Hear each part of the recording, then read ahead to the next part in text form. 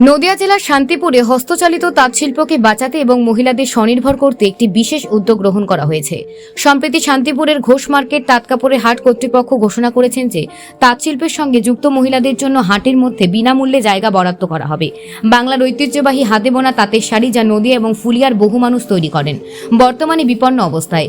বিদেশি মেশিনের বাজার দখল করে নিলেও সেই তুলনায় হাতে বোনা শাড়ির গুণগত মান অচল হয়েছে। এই প্রেক্ষিতে শাড়ির হাটে মহিলাদের বিনামূল্যে শাড়ি বিক্রি করার ব্যবস্থা করা হয়েছে, যাতে তাঁত শিল্পের পুনরুজ্জীবিত সম্ভব হয়। শান্তিপুরের মার্কেটে পরিচালক বিভাস ঘোষ জানিয়েছেন, মেশিনের সাথে প্রতিযোগিতা করতে পারছেন না হস্তচালিত তাঁত, তাই মহিলাদের সহায়তা করার জন্য এবং তাঁত শিল্পকে বাঁচানোর জন্য আমরাই পদক্ষেপ গ্রহণ করেছি। এই উদ্যোগের মাধ্যমে তাঁতের শিল্পের সঙ্গে যুক্ত মহিলারা শুধু স্বাবলম্বী হতে পারবেন না, বরং সাধারণ মানুষকেও হস্তচালিত তাঁত সম্পর্কে সচেতন করতে পারবেন। রাজ্যের বিভিন্ন প্রান্ত থেকে হস্তচালিত তাঁত শিল্পের সঙ্গে যুক্ত মহিলাদেরও এই হাটে জায়গা দেওয়া হবে এবং একটি বিশেষ হস্তচালিত তাঁতের হাব তৈরি করা হবে, যা বাংলার ঐতিহ্যকে নতুন দিশা দেখাবে। বিষয়টা হচ্ছে, বাংলার তাঁত শিল্প ইতিহাস প্রসিদ্ধ, বাংলার গৌরব, এবং এই তাঁত শিল্পকে কেন্দ্র করে কিন্তু শান্তিপুরে একসময় এই এত বৃহৎ তাঁতের বাজার বা হাট তৈরি হয়েছিল। বর্তমানে আমরা জানি যে বিভিন্ন রকম মেশিনের আমদানি হয়েছে, তাদের প্রোডাকশন অনেক বেশি, সেই কারণে মেশিনের সাথে পাল্লা দিয়ে কিন্তু হাত তাঁত প্রতিযোগিতায় পেরে উঠছে না। এইরকম একটা সময় যখন শিল্পটা ক্ষতিগ্রস্ত হয়েছে, লুপ্তপ্রায় অবস্থায় এসে দাঁড়িয়েছে, সেই সময় আমাদের একটা প্রয়াস গ্রাম বাংলার বিভিন্ন জায়গায়, বিশেষ করে শান্তিপুর, ফুলিয়া, আমাদের হবিপুরের প্রত্যন্ত জায়গায় যে সমস্ত মহিলারা এখনো এই শিল্পটাকে আঁকড়ে ধরে জীবনযাপন করছেন, যাদের বাড়ির মেম্বাররা হয়তো এই শিল্প ছেড়ে দিয়ে ভিন রাজ্যে পাড়ি দিয়েছে তাদের অন্য পেশার তাগিদে, তারা কিন্তু এই শিল্পটাকে আঁকড়ে ধরে বেঁচে থাকার চেষ্টা করছেন, এবং তাদের আমরা একত্রিত করে শান্তিপুরের হাটে একটা জায়গা আমরা করে দিলাম, যেখানে তারা সরাসরি নিজের হাতে বোনা শাড়িটা বিক্রি করতে পারে। তাতে করে তাদের মুনাফা বৃদ্ধি হবে এবং এই শিল্পটাও আগের জায়গায় ফিরে আসবে বলে আমরা আশাবাদী।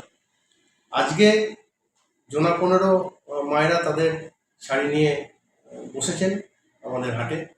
আগামী দিনে আমাদের ইচ্ছা আছে বা প্রচেষ্টা থাকবে যে বিভিন্ন জায়গা, সেটা শুধু শান্তিপুর নয়, বাংলার বিভিন্ন প্রান্তে যদি এরকম কোনো মহিলা বা মায়েরা এই শিল্পের সাথে যুক্ত থাকেন, আমরা সম্পূর্ণ বিনা খরচায় তাদের এই বাজারে তাদের উৎপাদিত তাঁত শিল্প, তাদের হাতে বোনা শাড়ি যাতে তারা বিক্রি করতে পারে সরাসরি, সেই ব্যবস্থা আমরা আগামী দিনে করে দেবো। এবং সর্বস্তরের ক্রেতা বন্ধুদের কাছে আবেদন জানাবো, শান্তিপুরের এই রিয়েল ফাইবার বা ন্যাচারাল ফাইবার বা পিওর সুতি দিয়ে যে শাড়ি, হাতে বোনা শাড়ি, সেই শাড়ি ব্যবহার করুন, আপনাদেরও ভালো লাগবে আশা করি, এবং আমাদেরও যে শিল্পটা ক্ষতিগ্রস্ত হয়েছে সেটা আগামী দিনে আবার ভালো হবে বলে আমার বিশ্বাস। সপ্তাহে কদিন বসবে ভাইরা? সপ্তাহে যেমন হাট হয়, দুদিন মূলত হাট হয়, সেই দুদিন ওরা আপাতত বসবে। নাম আর পরিচয়? বিভাস ঘোষ, পরিচালক, ঘোষ মার্কেট তাঁতকাপড়।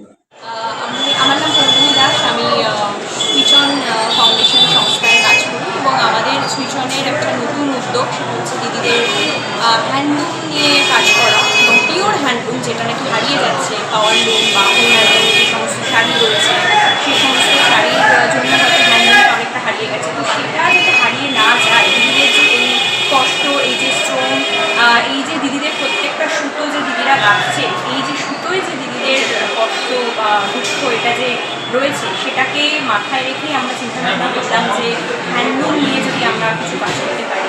তো আমাদের যে এই যে প্রচেষ্টা, সেটার নাম আছে উদ্দামিনী তাঁতের কুটি, যেটা দিদিদের দোকানের নাম, এবং এটা যে ট্যাগ লাইন, সেটা হচ্ছে প্রতিটি সুতোয় নারীর ক্ষমতায়ন, যেটা আপনাদের বললাম।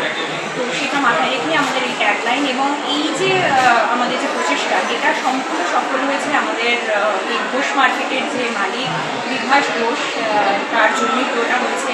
স্যারের কাছে আসা এবং স্যারের সম্পূর্ণ সাপোর্ট, এবং 6 মাসের জন্য স্যার আমাদেরকে বলেছেন যে দিদিরা নিশ্চিন্তে এখানে বসতে পারে, এখানে বসার জন্য কোনো রকমের কোনো টাকা বা কিছু দিতে হবে না, পুরোটাই স্যার আমাদেরকে সাপোর্ট করছেন। এছাড়াও স্যার বলেছেন যে আমাদের পুজোর পর আলাদা দিদিদেরকে একটা ঘর দেবে, এবং সেটা শুধুমাত্র হ্যান্ডলুম জোন হিসেবে দেখানো হবে। আজকে প্রথম আজকেই আমাদের প্রথম ওপেনিং ছিল। খুব ভালো লাগছে যে এরকম একটা প্রচেষ্টা নিয়ে এগোতে পেরেছি। করছি এবং স্যার আমাদেরকে ভীষণভাবে আমাদেরকে সাপোর্ট করছে এবং স্যার আজকে সকাল থেকেই আমাদের সাথে আছেন, বিভিন্ন রকমের সাপোর্ট করছেন এবং আমাদের সাথে সহায়তা করছেন, সমস্ত রকমের সাহায্যের হাত বাড়িয়ে দিচ্ছেন। খুবই ভালো লাগছে। আপনার নাম আর পরিচয়? আমার নাম হচ্ছে পৌলমী দাস, আমি সিনিয়র প্রজেক্ট কোঅর্ডিনেটর। কোথা থেকে এসছেন আপনি? আমাদের অর্গানাইজেশন হচ্ছে ডিএল খান এবং ভবানীপুর, কলকাতা, আর আমি থাকি হচ্ছে হাওড়া। ধন্যবাদ। এটা হচ্ছে আমাদের সুইচন ফাউন্ডেশন আর আমাদের এখানে যারা স্বনির্ভর দলের দিদিরা আছে তাদের যৌথ উদ্যোগে আমরা এই ঘোষ মার্কেটে একটা জোন করা হয়েছে, যেখানে পুরো 100% হ্যান্ডলুম, যেটা অরিজিনাল কোয়ালিটি এবং 100% রেশম শাড়িও এখানে পাওয়া যাচ্ছে। এবং এটার করার মেন কারণ হচ্ছে আগে হ্যান্ডলুমের চল ছিল, কিন্তু এখন মেশিন হয়ে গিয়ে এই হ্যান্ডলুমের চলটা চলে গেছে, দামও কমে গেছে। অনেক মেশিনে যেগুলো তৈরি হচ্ছে অনেক দাম কমে গেছে। তো সেইগুলোর জন্য আবার হ্যান্ডলুমটাকে ফিরিয়ে আনার জন্য এই জোনটাকে করা হয়েছে।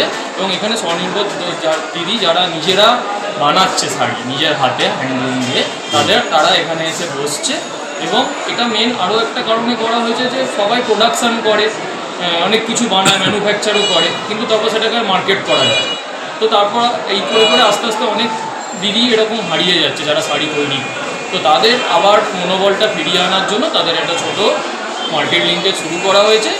এরপর আস্তে আস্তে আমরা সুইচন ফাউন্ডেশন থেকে আরও উদ্যোগ নিচ্ছি, যাতে শান্তিপুর ব্লকে এরকম আরও অনেক দিদি এর সঙ্গে এরকম মার্কেট লিঙ্কেজের সঙ্গে যুক্ত।